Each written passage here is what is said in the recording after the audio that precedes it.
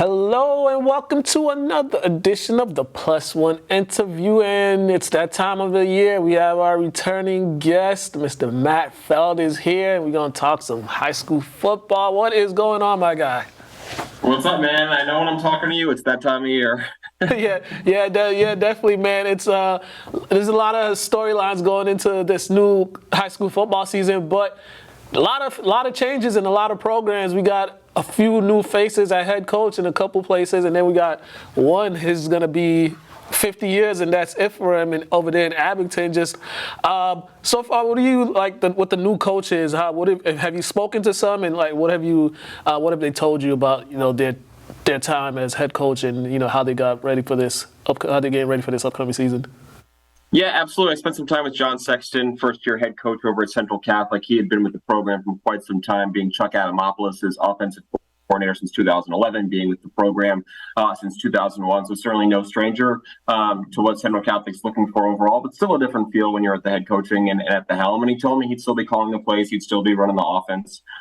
He's been the varsity baseball coach over there, so he's got some experience handling his own staff. And I think one thing that comes across the board, not just with Coach Sexton, but with all the new coaches, is they kind of have to handle, the responsibility of the expectations of the program kind of go through them in a lot of respects. When you look at the new head coach at St. John Shrewsbury, new head coach at Central Catholic.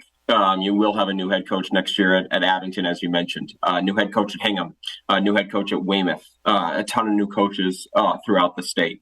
And so there's a lot of expectations that come with it. And on the one hand, those coaches are expected to provide some new energy to those programs, regardless of how successful they've been. But they're also, expected to kind of put their own flavor, if you will, on the program when it comes to instilling success. So it provides a little extra excitement, a few extra storylines around the state, gives them incentive to get out there and watch those programs compete a little bit more. Definitely, and also we got a former player, Jermaine Wiggins, taking over Brockton. I'm sure they're excited over there for that hiring. I'm pretty sure of. Yeah, absolutely. No question about it.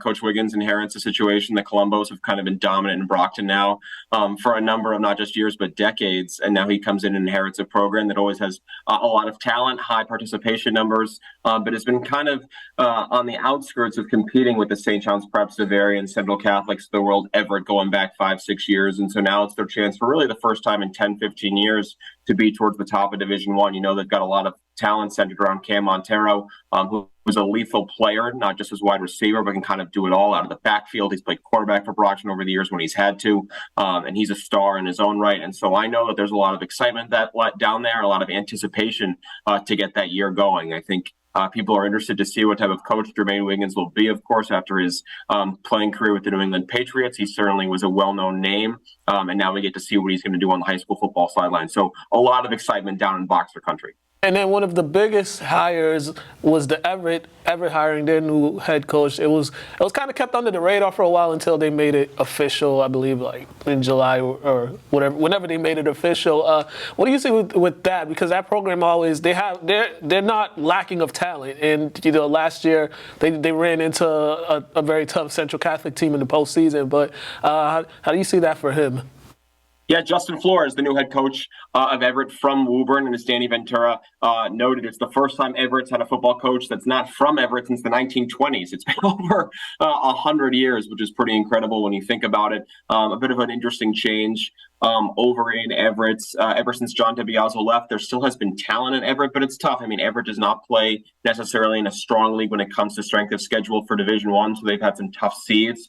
Last year, they were able to upset number 6 Taunton in the first round, but there's still talent there. The question is whether the schedule really allows them to prepare for the postseason and also put them in an advantageous position seed-wise.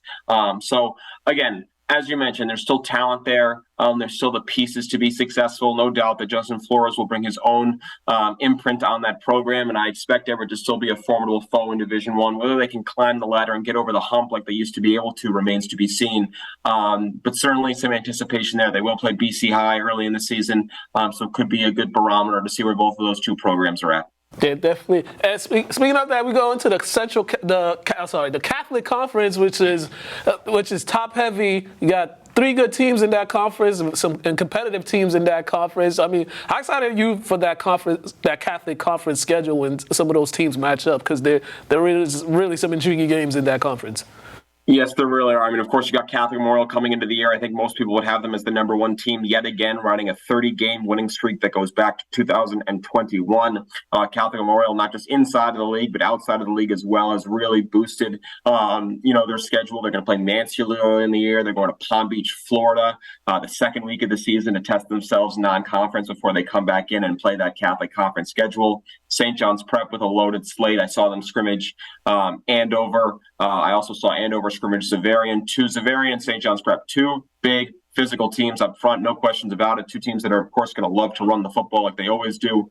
Xaverian going to lean heavily on quarterback Henry Hasselback, son of Matt Hasselback, former NFL quarterback and Xaverian legend in his own right. I think one thing that's going to be interesting to see as the season unfolds is whether St. John's Prep can kind of replicate and replace that skill core that they lost from a year ago. Jesse O'Fury, Jonel Aguero were two of the best players in Massachusetts overall, not just at their position, if not the region. O'Fury now at Rutgers, Aguero now at Georgia. You're talking about two sensational players in every respect, and you still expect St. John's Prep to be physical and play terrific on both sides of the ball from a line standpoint. But whether they can replicate that speed will determine whether or not they can play with the likes of Catholic Memorial, who's big, physical, they run well, they move well, they're athletic, and they've got playmakers all over the field. So right now, if you look at it, Catholic Memorial probably the favorite once again in the Catholic Conference, but St. John's Prep and Xaverian both just behind them. I expect that to be a really exciting race. And talking to Coach St. Pierre, he told me early on in the season he's going to try to settle that skill position, get those guys acclimated. But he said they're going to be a very physical team. We're going to see a heavy dose of that run game with that offensive line they have, and they have a pretty good tight end too. He was out there making plays against Pickerton on this past Saturday as well. So I agree with you with that, with the physicality of St. John's Prep. It might be a case of what we saw last year when they really hit their stride in the latter part of the season and heading into the state title game.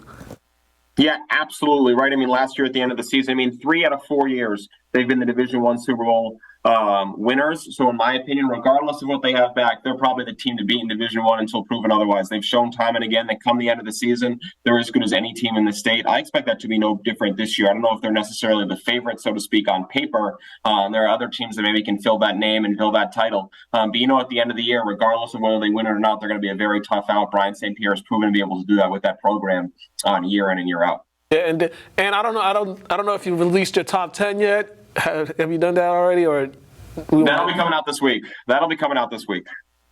But what the returning players in all the leagues, who are some players that really you expect to have a big season, that had a good year last year, that you expect to have another great season this season?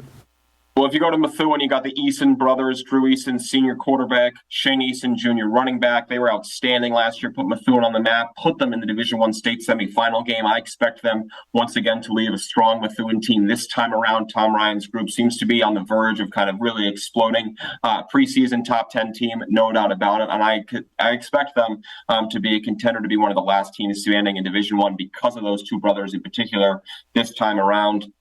I think when you look across the board, Gertie Lambert, first Catholic Memorial, one of the best linemen in the state coming into this year. Cam Montero at Brockton is kind of just must-see in every respect. Great player on the basketball court as well, but just a do-it-all playmaker in football. He's more than worth the price of admission at Central Catholic. You've got Blake Hebert, who's going to Clemson from the quarterback position. He should put them on the map as another contender for another year yet again. So I think one thing when you have in Massachusetts, when you look across the board, is you got plenty of individual talent. It's not that the team talent's not good, but you've got a lot of good individual talent out there that makes it more than worth going out to watch a high school football game in Massachusetts. We're talking about big-time Power 5 commits in a lot of respects. And so, right in the Merrimack Valley alone, as I mentioned, you've got Methuen, you've got Central Catholic, both boasting high-level players. And again, I think they'll be able to show their talents across the board, both inside conference and out of conference this year. Yeah, definitely. And there are some very intriguing games this season, too. I know one of them is right off the slate in week 2. Well, week 1, actually. St. John's Prep, they're traveling to Marshfield. And then right after that, they come back they're hosting Central Catholic. So those two games right there, just what a way to start your season. But what other games on the slate for this year do you have highlighted that are going to be big time games for people to go attend? Yeah, week one, you got Mansfield going to Catholic Memorial. That's a pretty interesting game. Mansfield now in Division 3. We're in Division 2 for a number of years under Mike Redding. Now they're in Division 3, but Mike Redding's team always prepared to play in big-time games. And I don't know if they can beat Catholic Memorial, but certainly will give a good indicator of where they're at and also where Catholic Memorial is at in terms of whether there is that big gap this year between them and the rest of the field. That happens in week one.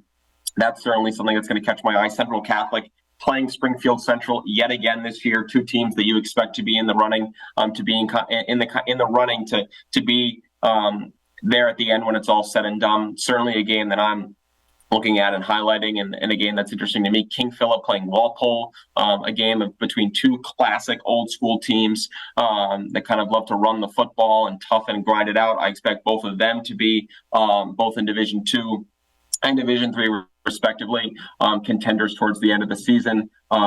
Andover and Brockton, to me, is a very interesting game. Two completely different styles. E.J. Perry's Andover team always known to spread it out and try to throw the football all over the place and kind of make plays when things seem to be broken down. Brockton trying to reassert themselves as a Division I contender. And that's an interesting non-league game to me between those two foes up in Andover. I think that's week 5. So a number of games across the board. I think teams have done a great job pretty consistently when you look at it in terms of going outside of their conference and scheduling high-level teams, especially in the new MIA system where strength of schedule really matters. I think it's provided a great incentive for a lot of teams to boost up their schedules, and we're seeing that right now.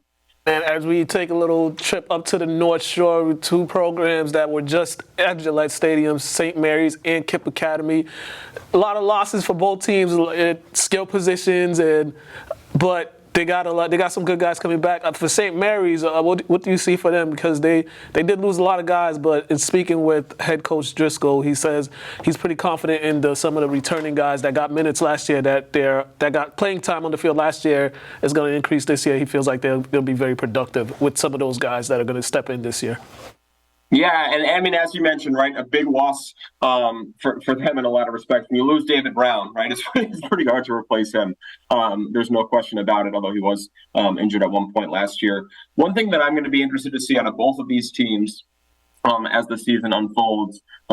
St. Mary's is kind of in a unique circumstance. One of their primary rivals, Bishop Fenwick, now playing in the postseason this year. A game that usually would have big, sort of implications both for the league and also from a rating standpoint. How does Bishop Fenwick handle that game? How does that kind of shake up St. Mary's schedule? I think something that interesting that a lot of people are paying close attention to for both teams, both St. Mary's and Kipp.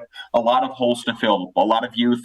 Both coaches very excited and intrigued about what they have. I think we'll be able to tell pretty early on whether the circumstances are going to arise for them to be able to compete down the road in their respective divisions. I'm watching for both teams in the first 3 or 4 weeks of the season, whether or not they can replace multiple senior players last year that were standouts for them. I think both could experience some growing pains maybe early in the season, but come the middle of the end of the season, both very well coached teams. I expect them to be in the running, be in contention, but both programs that are looking to try to rebuild themselves and reinvent themselves after suffering some losses to graduation. Yeah, definitely. And then Lynn Classical, they got the quarterback returning after missing pretty much all last year, coming back to the Thanksgiving game. But they do have a lot of guys back, a lot of offensively and defensively. They got a lot of guys back. They lost in that playoff against Andover. But can you see a situation with them? They could make some noise in the Division I with they do got a strong strength. They schedule some tough teams for this season. But do you see them, if they're healthy, they could be a threat to some of these teams in Division I? Yeah, I think so. You mentioned Brian Vaughn missed, all of last year. He's back this year. Lynn Classical has traditionally been able to put together some quarterbacks that have been able to put up big-time numbers and at least make them competitive against better teams, but they have to stay healthy. I mean, Lynn Classical is one of those programs that from a depth standpoint, they really have to be able to count on everyone 1 through 22, or if guys are playing both ways, 1 through 11, in order to be successful. They're in a division that's obviously very competitive, very tough. I do expect them to compete in their league, and if Vaughn is healthy, he should be able to do some serious damage in that league. But it's all about whether or not, after missing all of last year with his injury, whether or not he can get back on the field. If he is, Lynn Classical is certainly going to be able to make some noise. And then lastly, get your early predictions. Who do you think we're gonna be seeing at Gillette Stadium by the time we reach December? Oh, Well, the weird thing is now, as I mentioned earlier, there's been so much realignment in divisions this year. They redid some of the divisions this year, so some teams have bounced around. Some people might not even be wary of where some teams are, like Mansfield and Milford going to Division 3, Reading going to Division 3.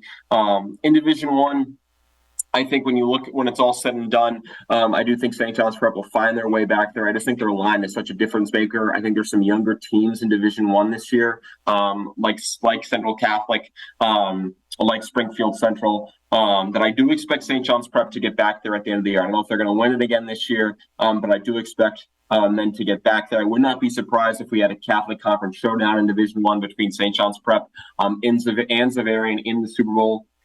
In terms of Division 2, I expect Catholic Memorial and King Philip. I expect a rematch for the third year in a row in Division 2. I expect both those teams to be there. Once again, I just think they're a cut above the rest of the teams that are in Division 2 when you look at it right now. In Division 3, I think Milton, Steve Dombrowski's team, always chomping at the bit to get back. I expect them to be once again contenders in Division 3, and I expect that they will get back there in Division 3. I like what Walpole has together, so I expect Walpole to get there in Division 3 as well. I'm not going to go through them all 1 through 8 because we could be here for quite some time. But other teams I'm looking out for: Strasbourg Tech in Division 5, made it a year ago. I expect them to get back there this time around.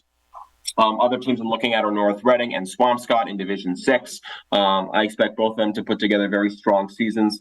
I also like what Carver has done, keeping a close eye on Carver in Division 8. They've put together a tremendous summer, and I expect them to have a really, really good fall as well. All right, Matt, thank you once again. Well, once again, before we get out of here, please let them know where they could read your stuff and also where they could find your work. Yeah, absolutely. Running for the Boston Herald for the 8th year, if you can believe it, because I cannot, that they've kept me around this long. I'm going into my 8th year covering high school football for the Boston Herald, so you can check me out on bostonherald.com under our high school sports page, or on my Twitter, Matty, M-A-T-T-Y, Feld, F-E-L-D, 612, Matty Feld, 612, where I publish all of my content as well. Righty, pleasure as always, my guy. I definitely will be seeing you at some of these marquee games this upcoming season, and definitely at Gillette as well again, man. Continue the great work out there, and then I will see you soon, my guy. Always a pleasure, my man. Great talking to you. Look forward to seeing you this fall. Righty, that was Matt Feld. You guys have been watching the Plus One interview. Have a good day.